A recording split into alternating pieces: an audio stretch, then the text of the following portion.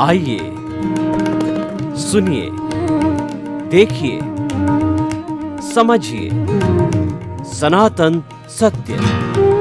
जैसी दृष्टि वैसी सृष्टि, दृष्टि विज्ञान। कुदरत, कुदरती रचना एवं कुदरत के कानून से शाश्वत सुख की प्राप्ति। जोधपुर के परम पूज्य महात्मा उपासक प्रोफेसर डॉक्टर सोहन राज तातेड़ के निर्देशन में सनातन सत्य। जैसी दृष्टि वैसी सृष्टि, दृष्टि विज्ञान।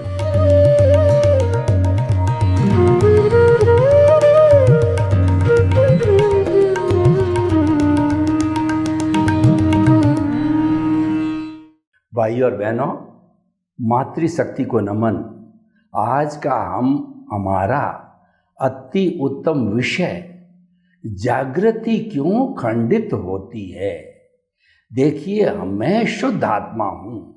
इस चिंतन की जागृति निरंतर बनी रहनी चाहिए, क्योंकि ये हमारे शरीर के केंद्र में स्थापित है। केंद्र का अर्थ ये हो गया कि जो हमारा ललाट है, उस ललाट के मध्य भाग के अंदर ये स्थित है। या हमारा जो चिंतन है, हमारा आर्ट ऑफ द विजन है, हमारा जो दृष्टि विज्ञान है, उसका सेंटर हमारा शुद्ध परमात्मा स्वरूप आत्मा है। हम एक प्रकार से एक केंद्र से एक वृत्त खींचते हैं जिसकी एक परिधि होती है। तो हमारी साधना का मूल मंत्र, सनातन सत्य का मूल मंत्र है कि केंद्र के अंदर सबसे पहले शुद्ध आत्मा परमपिता परमेश्वर को केंद्रित करो, उसकी प्राण प्रतिष्ठा करके शुद्ध भावों के साथ में उसको स्थापित करो। देखिए, एक शिल्पकार किसी भी भगवान की मूर्ति बनाता है, चाहे महावीर भगवान की हो, चाहे राम की हो, कृष्ण की हो, वह मूर्ति बनकर के जब रखी जाती है तब वो भगवान नहीं कहलाती है। कोई उसको हाथ जोड़ता, उसको पूजन नहीं करता है। लेकिन वही मूर्ति बड़े बड़े आचार्यों, मनीषियों के द्वारा और चतुर्विध धर्म संघ यानी श्रावक श्राविका और साधु साध्वी चारों की उपस्थिति के अंदर, जन समुदाय के बीच के अंदर बड़ा कार्यक्रम रख करके मंत्रोच्चार के साथ के अंदर, शुभ दिन के अंदर, शुभ चौगड़िए के अंदर जब उसको मंदिर में स्थापित किया जाता है, उसकी प्राण प्रतिष्ठा होती है, तब वह भगवान कहलाता है। उसी तरीके से हमारा शुद्ध परमात्मा स्वरूप भगवान की हमें प्राण प्रतिष्ठा करनी चाहिए।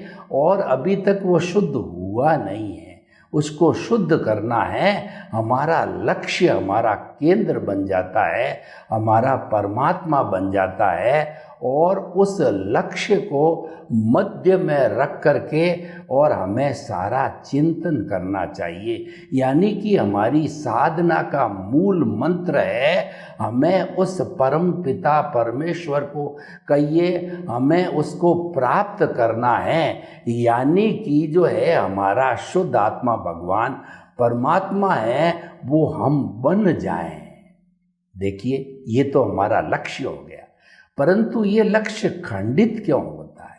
ये लक्ष्य खंडित होने का मुख्य जो कारण वो यह है कि हमारा जो उदय और प्रारब्ध चल रहा है वो मैकेनिकल मोड से चल रहा है। वो हम पीछे से लेकर के आए हैं। तो उस मैकेनिकल मोड से चलने के कारण उसका फोर्स इतना तगड़ा होता है, हम उस फोर्स से प्रभावित हो जाते हैं।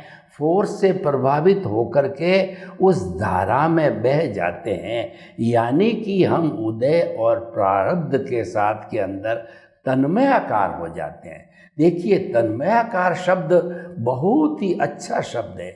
जो लोग साधक हैं, साधना करते हैं, उनको तन्मयाकार होना चाहिए। तन्मयाकार कहाँ होना चाहिए? उनको शुद्ध आत्मा परम पिता परमेश्वर में तन्मयाकार होना चाहिए। और उससे जो है अलग किससे होना चाहिए? हमारी जो अज्ञा है, हमारी प्रकृति है उससे अलग रहना चाहिए। दूसरे शब्दों के अंदर हमारी सारी साधना का मूल मंत्र है प्रकृति और पुरुष को अलग रखो। जो सांख्य फिलॉसफी है वो सांख्य फिलॉसफी में बताया जाता है कि जो प्रकृति है वो माया है और जो पुरुष है वो ब्रह्म स्वरूप शुद्ध आत्मा है। जब उस माया की छाया जो है पुरुष के ऊपर पड़ती है तब वो लिप्त हो जाता है और लिप्त होने से वह दूषित हो जाता है। और जब उसको वापस भान आता है कि मैं माया के कारण दूषित हो गया तो पुनः वो जो है साधना करके और शुद्ध होता है। और जो है प्रकृति और पुरुष अलग रहते हैं। जीवन भर प्रकृति और पुरुष को अलग रखो। प्रकृति हमारी मन वचन काया है और पुरुष हमारा केंद्र में स्थापित शुद्ध आत्मा भगवान है। अभी शुद्ध हुआ नहीं है, इसको शुद्ध करना है, इसको परमात्मा बनाना है, परमात्मा होना है। उसके लिए 1 जन्म लगे, 2 जन्म लगे और ज़्यादा जन्म भी लग सकते हैं। तो देखिए जागृति का अर्थ होता है सतत निरंतर लक्ष्य में रहना, ये जागृति कहलाती है। तो ये जागृति खंडित क्यों होती है? मैंने बताया कि वो कर्मों के फोर्स के कारण होती है। तो खंडित होती है तो उसका उपाय क्या है? खंडित तो हो गई लेकिन खंडित करना नहीं है तो कारण तो हमको पता पड़ गया। Without the cause there is no effect at all. जो हमारी प्रकृति का नियम है, कुदरत का नियम है कि बिना कारण के कोई कार्य नहीं होता है, यानी कि हर कारण का कार्य होता है और कारण कार्य में बदलता है और कार्य कारण में बदलता है, यह भी चलता रहता है। तो कारण हमको पता चल गया, अब उसका हमको निवारण करना है। तो उसका निवारण क्या है कि जो हमारा सनातन सत्य है उसका उपयोग करना है। सनातन सत्य कार्यक्रम यूनिवर्सल ट्रुथ कहलाता है, सार्वभौम सत्य कहलाता है, ultimate reality of the universe है। सनातन सत्य जो है ये ब्रह्मांड के रहस्यों की खोज करता है। ब्रह्मांड हमारे अनुसार वह ब्रह्मांड है जहाँ पर जीवन है। जीवन के बाहर भी ब्रह्मांड है लेकिन वो अलोक है, वहाँ पर केवल आकाश है और जिसमें 6 द्रव्य रहते हैं वह लोक है। ये अलग विषय है, उस विषय में मैं जाना नहीं चाहता। तो ब्रह्मांड जो है उसके रहस्यों का उजागर कराने वाला सनातन सत्य है, अल्टीमेट ट्रुथ है। और सनातन सत्य सिद्धांत के ऊपर आधारित होता है। वो सिद्धांत क्या है? कुदरत और कुदरती कानून, वो दोनों सनातन हैं। यानी 6 द्रव्यों वाली कुदरत है वह जो है शाश्वत है द्रव्य रूप के अंदर, 6 द्रव्यों के रूप के अंदर, और उसका कानून भी शाश्वत है और वो सिद्धांत के ऊपर आधारित है। बिना सिद्धांत काम नहीं करता, इसको सनातन सत्य कहते हैं। लेकिन अवस्था रूप के अंदर वो 6 द्रव्य बदलते रहते हैं, हर क्षण हर वस्तु बदलती है। तभी कहा गया है कि जो संचरण करता है वो संसार है। यह संसार हर क्षण जो है बदलता रहता है, इसी कारण इसको संसार कहा गया है। तो भाई और बहनों, संसार में प्रतिक्षण हर वस्तु बदलती है क्योंकि अवस्था के अधीन है। अवस्था जो है वह हमेशा जो कहना चाहिए अंत वाली होती है, हमेशा नाशवान होती है। लेकिन शाश्वत कहिए, परमानेंट कहिए, वो कभी नाश नहीं होता।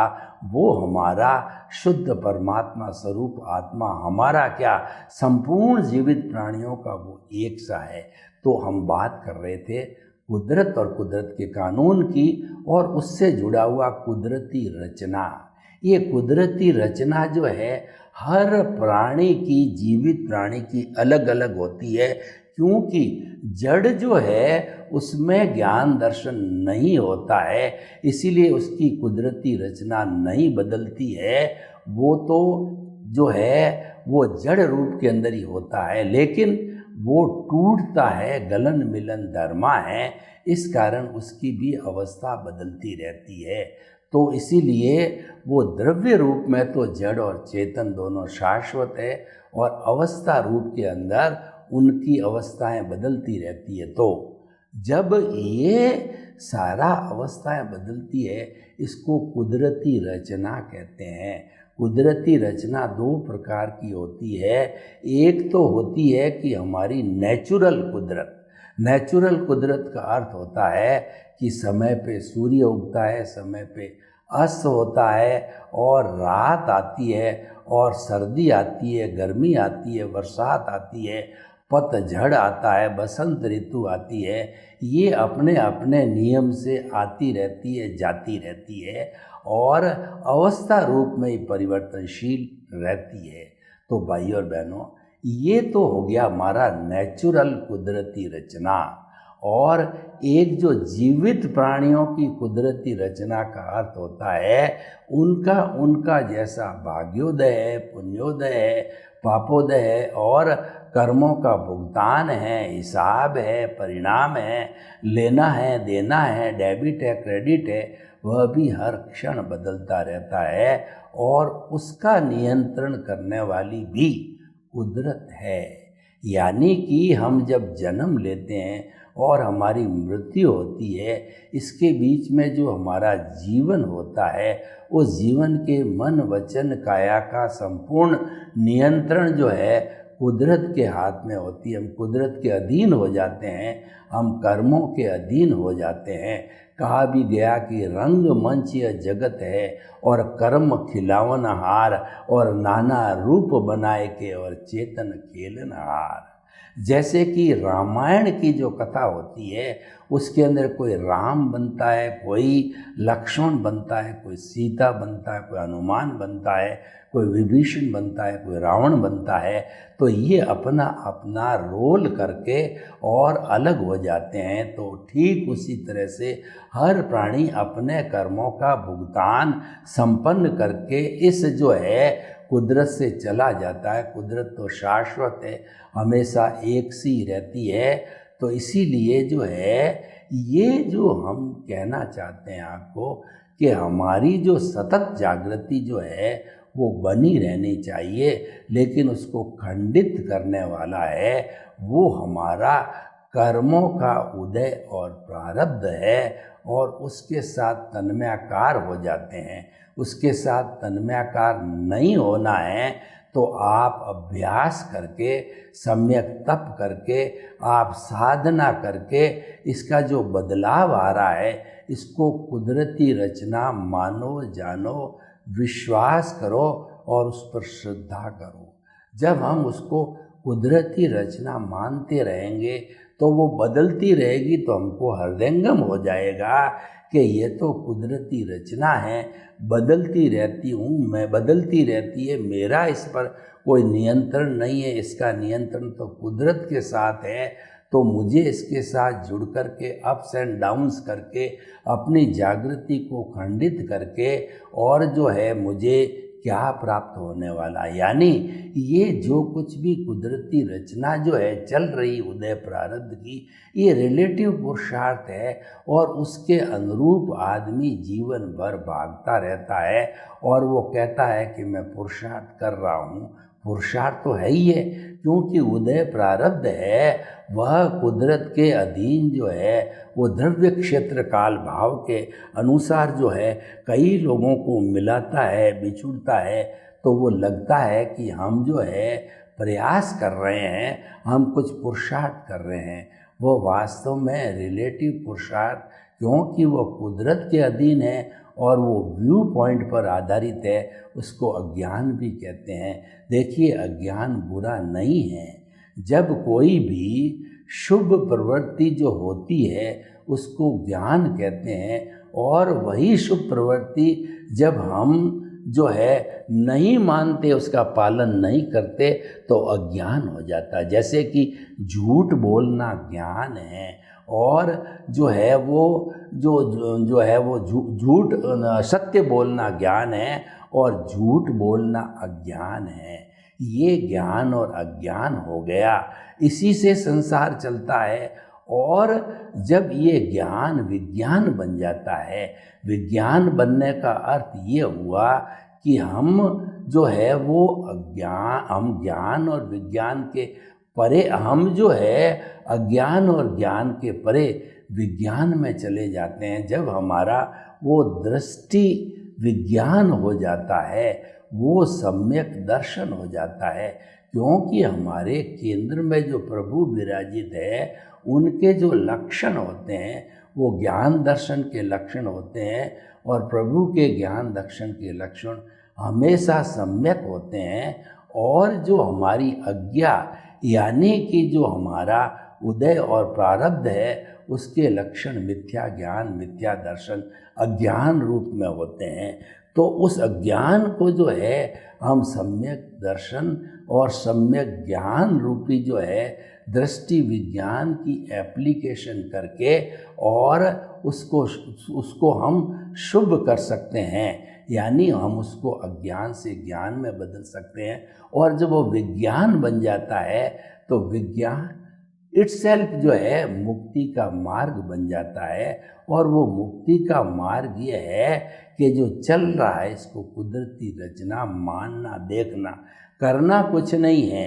जो भी जन्म से मृत्यु तक, सुबह से शाम तक हमारे सामने चल रहा है, क्योंकि मन वचन काया तथा उससे जुड़ी हुई हर अवस्था मात्र कुदरती रचना है, और वह जो है वो व्यवस्थित है, वो प्रीडेस्टिन्ड है, वो फिक्स है। उसके अंदर अब करेक्शन की, बदलाव की गुंजाइश नहीं है। बदलाव जो होता है वो लाइव में होता है। ये तो डिस्चार्ज है, डिस्चार्ज में बदलाव नहीं होता है, वो तो भुगतान होता है। तो हमारा जो लाइव पोर्शन है, जो कि हमारे प्रतिष्ठित आत्मा में होता है, वहाँ पर जो है हम इस सम्यक दर्शन, सम्यक ज्ञान को लगा करके और प्रोसेसिंग करके, ये प्रोसेसिंग फैक्ट्री है हमारी, जो कहना चाहिए प्रतिष्ठित आत्मा, उसमें हम इस कोई भी अज्ञान आता है, उस अज्ञान को हम जो है शुद्ध कर सकते हैं, और वह शुद्ध होकर के विज्ञान बन जाता है।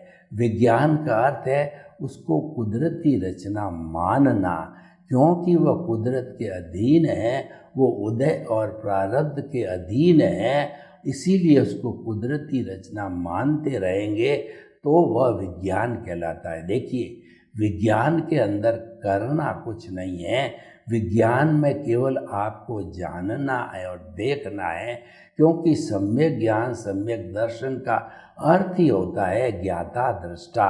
हमारा जो परम पिता प्रभु है, जो केंद्र में विराजमान है, वो ज्ञाता दृष्टा है, और उसकी जो भाव सत्ता है, प्रज्ञा है, वह जब बाहर आती है, जब हमको ज्ञान मिलता है, जब हमको एनलाइटनमेंट होता है, तो प्रज्ञा जब बाहर आती है तब वो मॉनिटर करती है, और मॉनिटर करके हमारी जो जागृति खंडित हो रही है, उस जागृति को पुनः जो है हमको केंद्र में लाती है।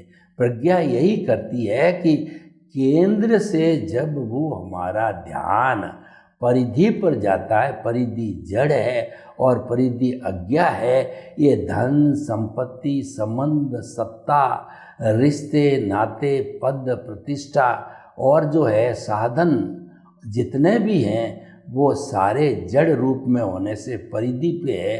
तो हम बार बार परिधि की ओर खींचे जाते हैं, तो हमारी प्रज्ञा है हमको पुनः खींच खींच करके केंद्र में लाती है, और उसकी उस जागृति खंडित न हो बनाए रखने में हमारे साथ में और भी कुछ कंपोनेंट्स काम करते हैं, जिनका भी विवेचन करना जरूरी है।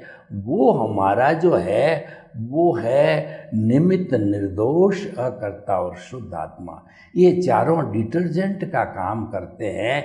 ये हमारी परिधि को जो है वो धोते रहते हैं, परिधि को इरेज करते रहते हैं। परिधि अज्ञान है, इन अज्ञान को इरेज करने वाला विज्ञान है। और विज्ञान के ये चारों जो है कहना चाहिए वर्किंग जो है पार्टनर्स है, तो उसको भी समझना जरूरी है, क्योंकि उसकी टीम है।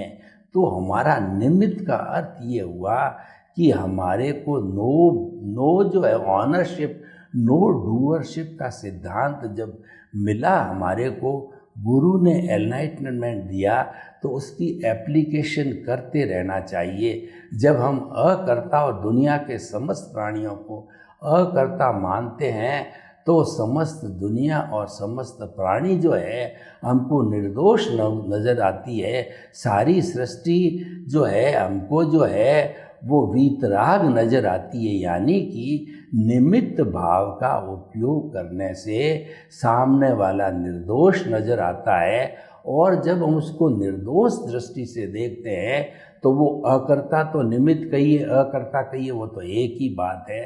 तब हम उसको निर्दोष देखते हैं तो उसके भीतर जो है विराजमान शुद्ध आत्मा भगवान को हम निर्दोष दृष्टि से नमन करते हैं।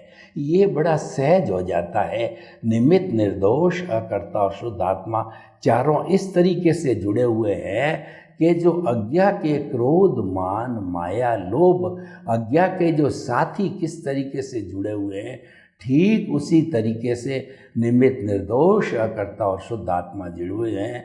और जैसे कि जो क्रोध, अहंकार, माया, लोभ में से आपने, अज्ञा ने अगर किसी एक को स्थान दे दिया, तो एक को स्थान, वो अज्ञा जो है हमारा कर्म शरीर है, वो अज्ञान है।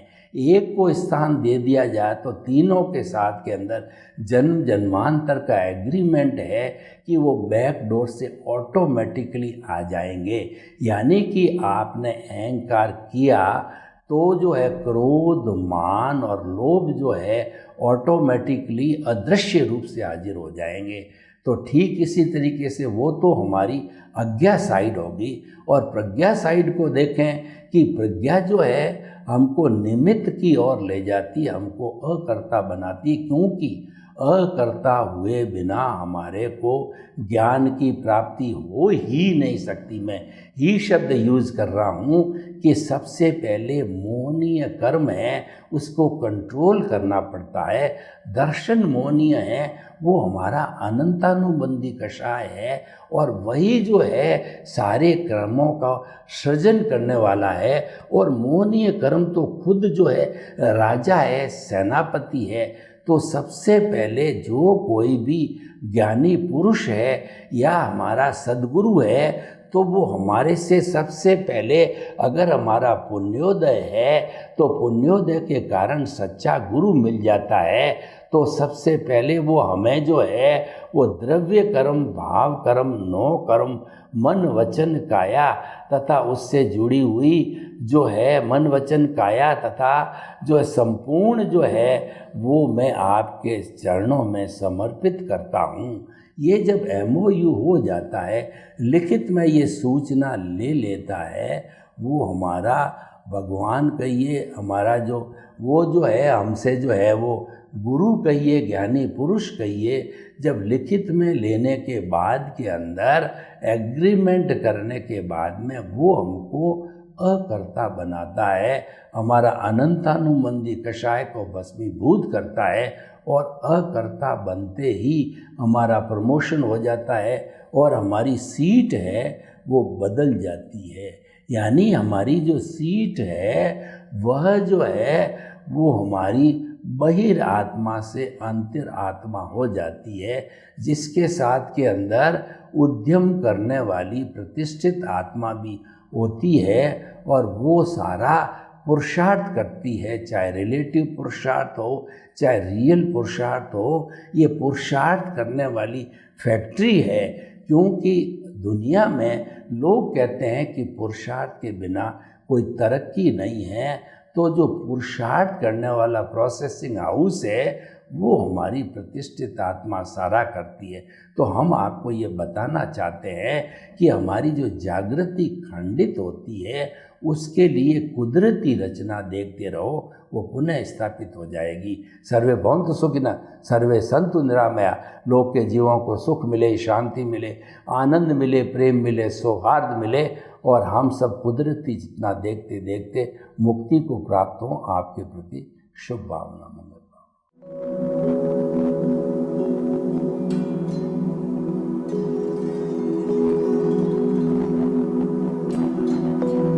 एक ऐसा अंतर्राष्ट्रीय ख्याति प्राप्त मानव जो गुरु प्रेरणा से पिछले 20 वर्षों से वानप्रस्थ जीवन जीते हुए 24 घंटे मानवता की सेवा में संलग्न है।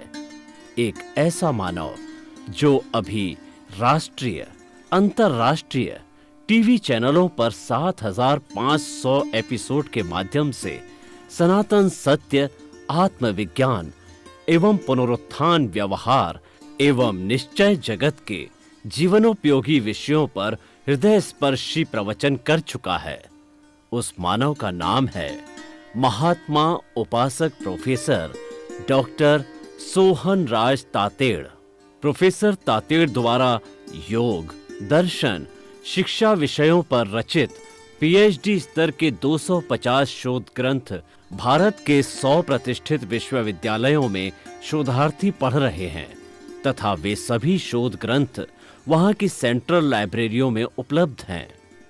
महात्मा सोहन राज ने अभी तक हजारों स्कूलों, कॉलेजों, विश्वविद्यालयों एवं संस्थाओं में सेमिनार, वर्कशॉप, कैंप लगाकर लाखों विद्यार्थियों को योग, दर्शन, शिक्षा का प्रशिक्षण देकर उन्हें सुसंस्कारित किया। डॉक्टर तातेड़ ने भारतीय संस्कृति उत्थान के 4000 से अधिक समसामयिक विषयों पर आर्टिकल लिखकर ऑनलाइन जर्नल, पत्रिकाओं, वेबसाइट्स पर प्रकाशित किया, जिसका उपयोग लाखों पाठक कर रहे हैं।